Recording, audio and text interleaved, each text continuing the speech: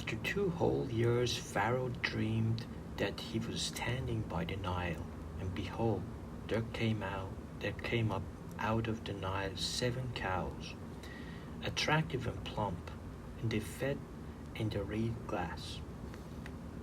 And behold, 7 other cows, ugly and thin, came up out of the Nile after them, and stood by other cows on the bank of the Nile, and the ugly thin cows ate up the 7 attractive plump cows.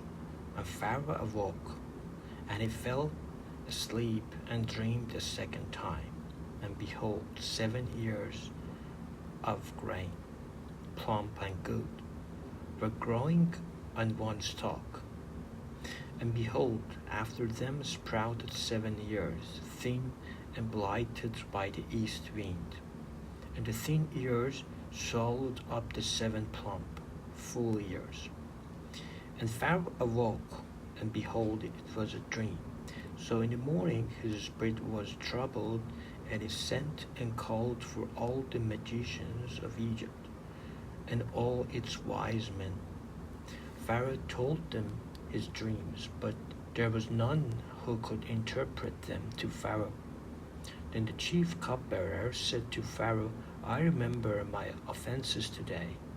When Pharaoh was angry with his servants and put me and the chief baker in custody in the house of the captain of the guard, we dreamed on the same night, he and I, each have a dream with its own interpretation.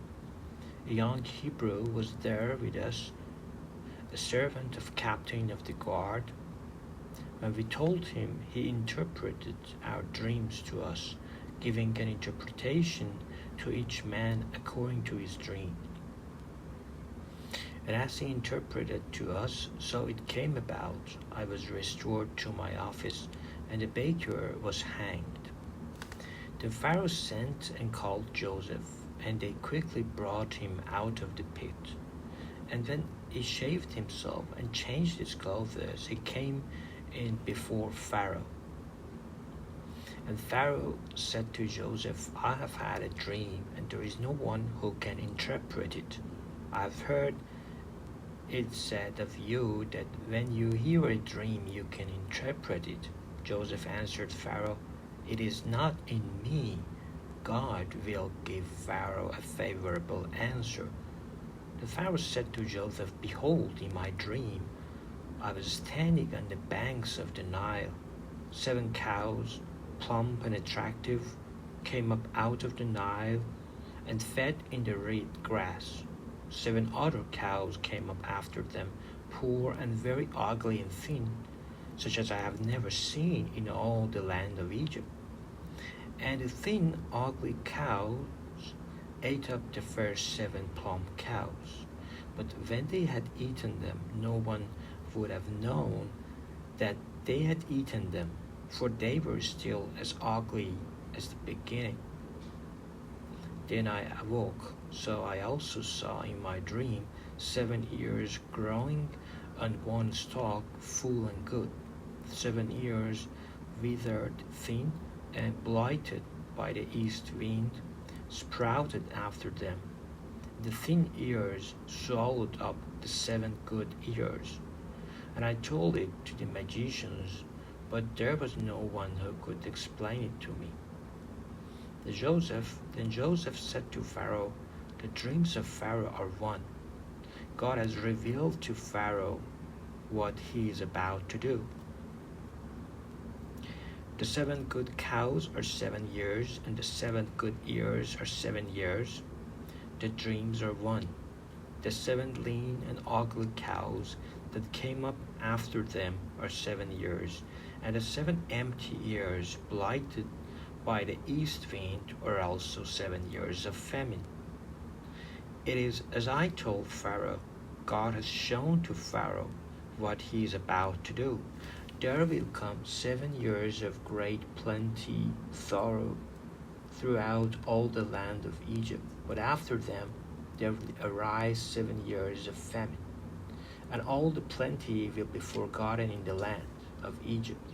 The famine will consume the land, and the plenty will be unknown in the land by the reason of the famine that will follow, for it will be very severe.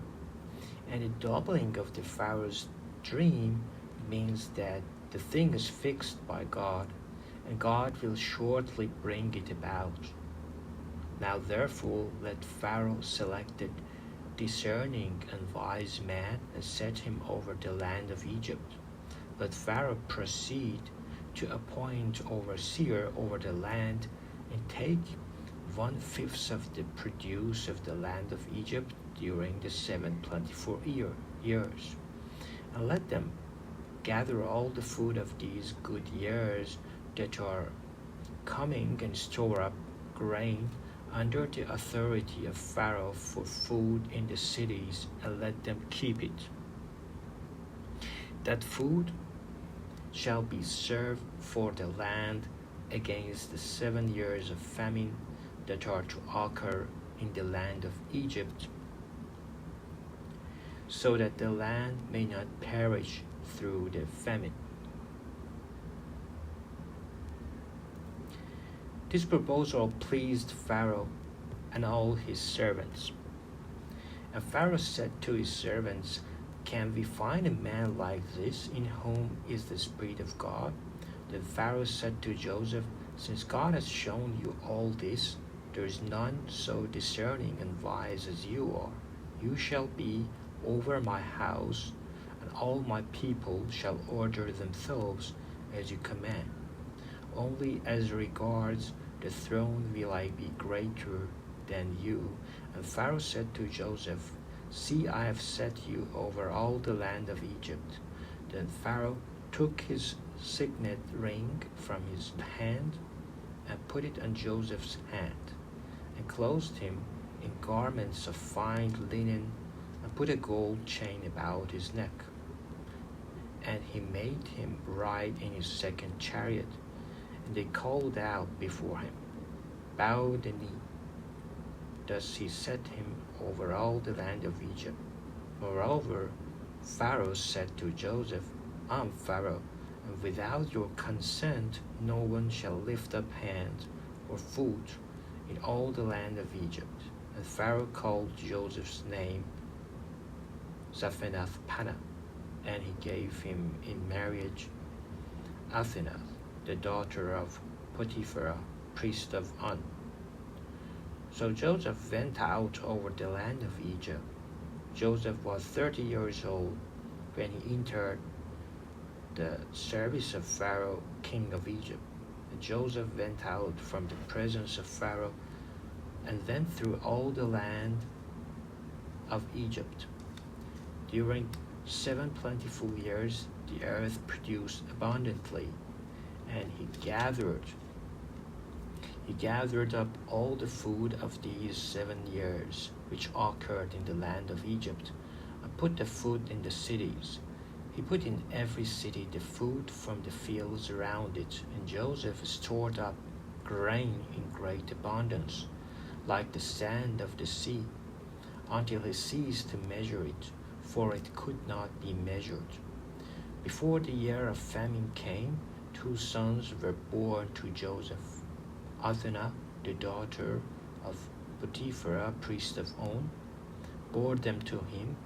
Joseph called the name of the firstborn Manasseh, for he said, "God has made me forget all my hardship and all my father's house."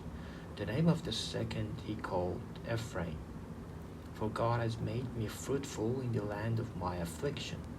The 7 years of plenty that occurred in the land of Egypt came to an end, and the 7 years of famine began to come, as Joseph had said. There was famine in all lands, but in all the lands of Egypt there was bread. When all the land of Egypt was famished, the people cried to Pharaoh for bread. Pharaoh said to all the Egyptians, "Go to Joseph. What he says you do." So when the famine had spread over all the land, Joseph opened all the storehouses and sold to the Egyptians, for the famine was severe in the land of Egypt. Moreover, all the earth came to Egypt to Joseph to buy grain, because the famine was severe over all the earth. When Jacob learned that there was grain for sale in Egypt, he said to his sons, "Why do you look at one another?" And he said, "Behold, I have heard that there is a grain for sale in Egypt. Go down and buy grain for us there, that we may live and not die." So 10 of Joseph's brothers went down to buy grain in Egypt. But Jacob did not send Benjamin, Joseph's brother, with his brothers, for he feared that harm might happen to him. Thus the sons of Israel came to buy among the others who came, for the famine was the land of Canaan. Now Joseph was governor over the land. He was the one who sold to all the people of the land. And Joseph's brother came and bowed themselves before him with their faces to the ground. Joseph saw his brothers and recognized them, but he treated them like strangers and spoke roughly to them.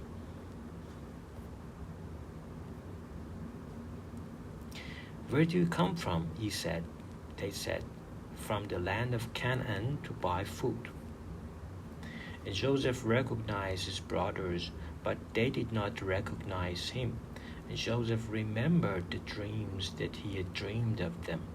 And he said to them, "You are spies, and you have come to see the nakedness of the land." They said to him, "No, my lord, your servants have come to buy food. We are all sons of one man. We are honest men.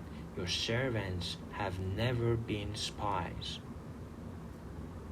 He said to them, "No, it is the nakedness of the land that you have come to see."